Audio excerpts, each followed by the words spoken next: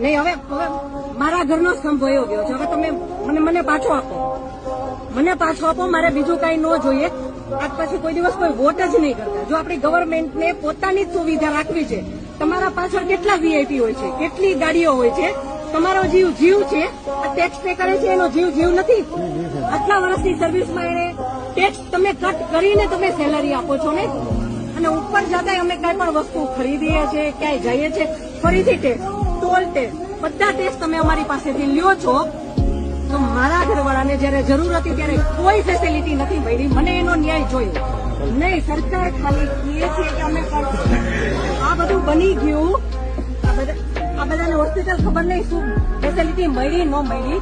બીજે દિવસે આટલો કરફ્યુ, આટલી રોડ બંધ, રોડ ઉપર 100-200 જ્યાં જોઈને નહીં સર, નહીં સાંભળો, તમારે સાંભળવું પડશે.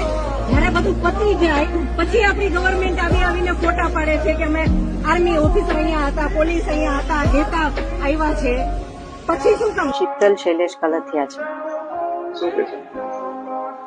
મારું કહેવું એ છે કે જે પહેલગામમાં જે આતંકવાદીએ હુમલો કર્યો છે એમાં જે આપણા હિન્દુ ભાઈઓની અને મારા પતિ શ્રી શૈલેષ કલથિયાની મૃત્યુ થઈ છે, તો મારે સરકારશ્રીથી અપેક્ષા છે કે જેવી રીતે તમે ઉરી અટેક અને પુલવામા અટેકમાં બધાને ન્યાય અપાવ્યો છે, તો એનાથી પણ વિશેષ ન્યાય તમે અત્યારે પણ અપાવશો એવો મને પૂરેપૂરો મારી સરકાર પર ભરોસો છે. મોદી સરકાર પર મને પૂરેપૂરો ભરોસો છે.